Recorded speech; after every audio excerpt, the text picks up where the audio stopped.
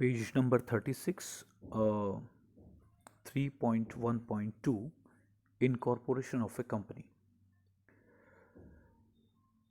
तो आज हमें इनकॉर्पोरेशन की जो प्रोसेस है, जो स्टेप्स है इनकॉर्पोरेशन में, कंपनी के पंजीकरण में, रजिस्ट्रेशन में, उसे हम देखेंगे.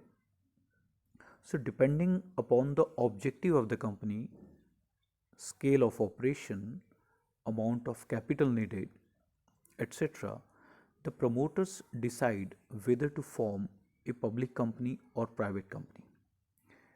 कंपनी को कितनी कैपिटल की ज़रूरत है और किस स्केल पे आपको बिजनेस ऑपरेशन करना है और कंपनी का जो उद्देश्य है वो क्या है, उस आधार पर प्रमोटर्स डिसाइड करते हैं कि जो कंपनी का एस्टैब्लिशमेंट है, कंपनी का जो फॉर्मेशन है या कंपनी की जो स्थापना है वो किस रूप में की जाए, प्राइवेट लिमिटेड कंपनी के रूप में की जाए या पब्लिक लिमिटेड कंपनी के रूप में की जाए. तो following steps are undertaken to incorporate a company. यहाँ पे आपको एक फ्लो चार्ट दिया हुआ है कि कंपनी की स्थापना किस तरीके से की जाती है. तो जिसमें obtaining the digital signature certificate है, then register DSC in the name of director with MCA. ये जितने आपको पॉइंट्स दिए हुए हैं, इन पॉइंट्स को पेज नंबर 37 पे आपको टोटल पॉइंट्स हैं, तो वो 10 पॉइंट्स जो वन बाय वन अब हम लोग देखेंगे. तो फर्स्ट पॉइंट जो है, obtain digital signature certificate, DSC. So a digital signature certificate is needed for the person authorized to sign document for e-filing. So promoters and the proposed first directors need to obtain DSC by applying to the certified authority. ध्यान दीजिए, सबसे पहले जो company के incorporation के वक्त आपको करना है वो डिजिटल सिग्नेचर प्राप्त करना है. अब नया प्रश्न आ गया कि डिजिटल सिग्नेचर क्या है और क्यों ज़रूरी है. तो जब आप कोई भी डॉक्यूमेंट, इलेक्ट्रॉनिकली डॉक्यूमेंट आप ट्रांसमिट करते हो, ट्रांसफ़र करते हो, ई-फाइलिंग करते हो, तो आप उसके ऊपर आपकी कोई जो रेगुलर सिग्नेचर जो आप पेपर पे करते हो वो तो नहीं कर सकते. इसीलिए डिजिटल सिग्नेचर की आवश्यकता होती है. तो डिजिटल सिग्नेचर क्या है? डिजिटल सिग्नेचर एक प्रकार का डिजिटल कोड है जो आपको अथॉरिटी से प्राप्त होता है. आपको डिजिटल सिग्नेचर के लिए अप्लाई करना पड़ता है, जो कि आपको एक डिजिटल कोड के रूप में वो डिजिटल सिग्नेचर आपको प्राप्त होती है. और जब भी कोई इम्पॉर्टेंट डॉक्यूमेंट आप इलेक्ट्रॉनिक फाइलिंग करते हो, तो जो भी वो जो आपने कंटेंट्स भरे हैं उसको वेरीफाई करने के लिए, और जो भी सेंडर है, उस डॉक्यूमेंट का जो प्रेषक है, सेंडर है, उसकी आइडेंटिटी को वेरीफाई करने के लिए, उस कंटेंट को वेरीफाई करने के लिए वो डिजिटल जो कोड है जो आपको डिजिटल सिग्नेचर के रूप में प्राप्त हुआ, वो डिजिटल कोड आपको अपने डॉक्यूमेंट्स के साथ, अपने कंटेंट के साथ अटैच करना होता है. सिंपल लैंग्वेज में अगर कहें तो डिजिटल सिग्नेचर एक प्रकार का डिजिटल कोड है जो आपको प्राप्त होता है, जिसके लिए आपको अप्लाई करना होता है. So digital signature is needed for the person authorised to sign document for e filing. तो ई-फाइलिंग करते समय जो व्यक्ति उन डॉक्यूमेंट को साइन करने का अधिकारी है, ऑथोराइज्ड है, उस पर्सन को डिजिटल सिग्नेचर सर्टिफिकेट की आवश्यकता होती है. So the promoters and the propose first director, जो प्रमोटर है, प्रवर्तक है, और फर्स्ट डायरेक्टर से need to obtain a DSC. तो उनको DSC प्राप्त करना आवश्यक होता है. कैसे? By applying to the certified authority को अप्लाई करके.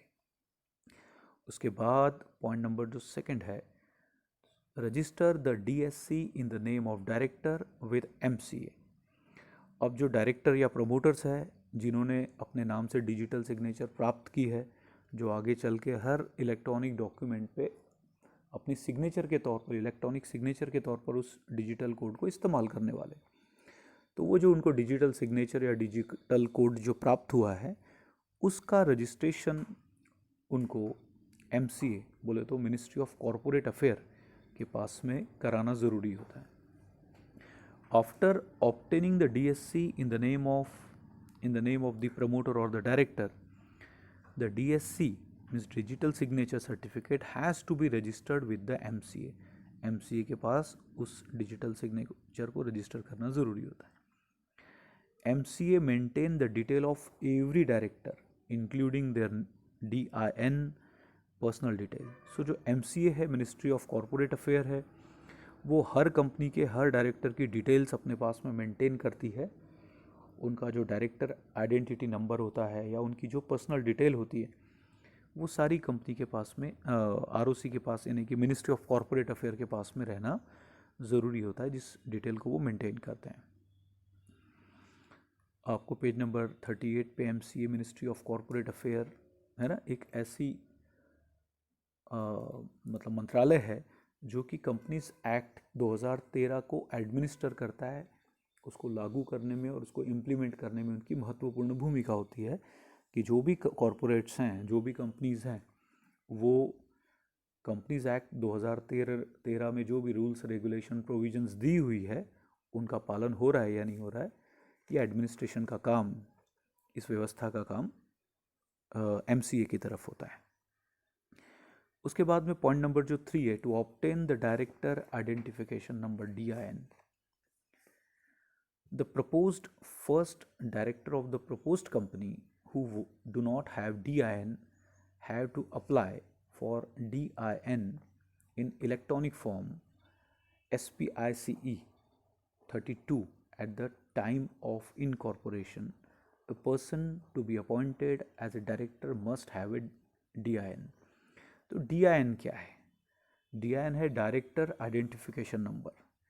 It is a unique 8-digit identification number allotted to a person to be appointed as a director of the company।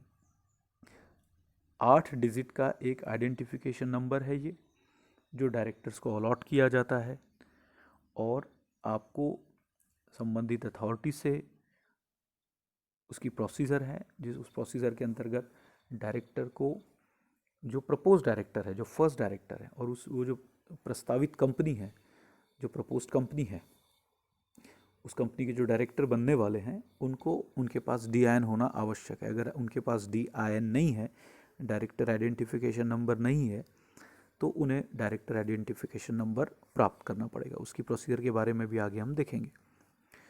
उसके बाद में पॉइंट नंबर 4 है, apply for the reservation of the name.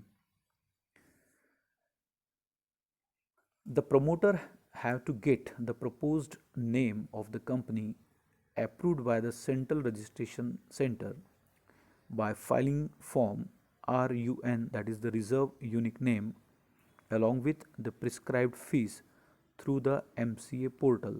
उस MCA portal का नाम है www.mca.gov.in। तो इस सेंट्रल रजिस्ट्रेशन सेंटर है क्या?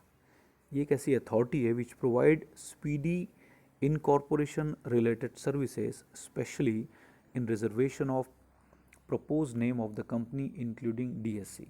तो ये एक ऐसी संस्था है जो कि आपको मदद करती है कंपनी का जो नाम आप रजिस्टर करना चाहते हो।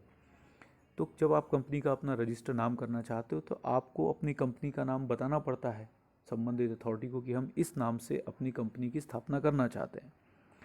अब यहाँ पे प्रॉब्लम ये होती है कि जिस नाम से आप अपनी कंपनी की स्थापना करना चाहते हो सकता है कि ऑलरेडी उस नाम की कंपनी स्थापित हो चुकी हो, तो सेम नाम की दूसरी कंपनी स्थापित फॉर्म नहीं की जा सकती है।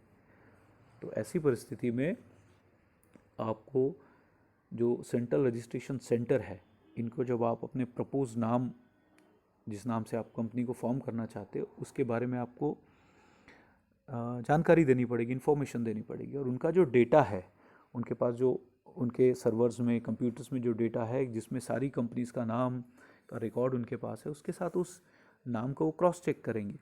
अगर सेम नाम की कंपनी ऑलरेडी फॉर्म्ड है तो फिर वो नाम से आप और एक कंपनी एस्टैब्लिश नहीं कर सकते। इसीलिए the promoter have to get the propose name of the company approved by the central registration centre. इस सेंट्रल रजिस्ट्रेशन सेंटर से आपको अपनी प्रपोज्ड कंपनी का नाम अप्रूव करवाना ज़रूरी होता है। उनका अप्रूवल मिलेगा तभी फिर आगे चल के आप उस नाम से कंपनी को फॉर्म कर सकते हैं। और इसके लिए bye filing the form RUN, इसके लिए आपको RUN जो रिजर्व यूनिक नेम है उसका फॉर्म जो है वो फिल करना पड़ता है और उसके साथ आपको प्रिस्क्राइब फीस भरनी पड़ती है। ये कहाँ करोगे आप? जो मिनिस्ट्री ऑफ कॉरपोरेट अफेयर का जो पोर्टल है www.mc.gov.in, यहाँ पर जाके आपको ये काम करना पड़ता है। सो प्रमोटर में suggest more than one name in order of their preference. आपकी जो भी प्राथमिकता, आपकी प्रेफरेंस है, उसके हिसाब से आप एक से ज़्यादा नाम का सजेशन कर सकते हो।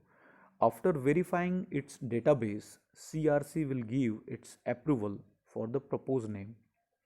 और अपना डेटा के साथ वेरिफिकेशन करके, क्रॉस चेक करके, CRC जो है वो आपको मान्यता देता है कि आप किस नाम से अपनी कंपनी की स्थापना कर सकते हो।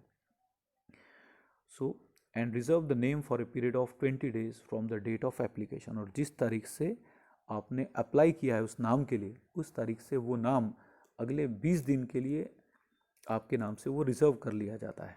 अगर अगले 20 दिनों में अगर आप उस नाम का इस्तेमाल नहीं करते हो, उस नाम से अपनी कंपनी का फॉर्मेशन नहीं करते हो, तो फिर वो नाम किसी और एप्लीकेंट को, अगर आगे किसी और को अपनी कंपनी की स्थापना करनी है उस नाम से, तो उसको वो नाम दिया जा सकता है। इस तरीके से ये 4 स्टेप्स जो है वो आपने इस वीडियो में देखी। आगे के वीडियो में जो पॉइंट नंबर 5 से लेके पॉइंट नंबर 10 तक है, ये हम आगे के वीडियो में कवर करेंगे। Thank you.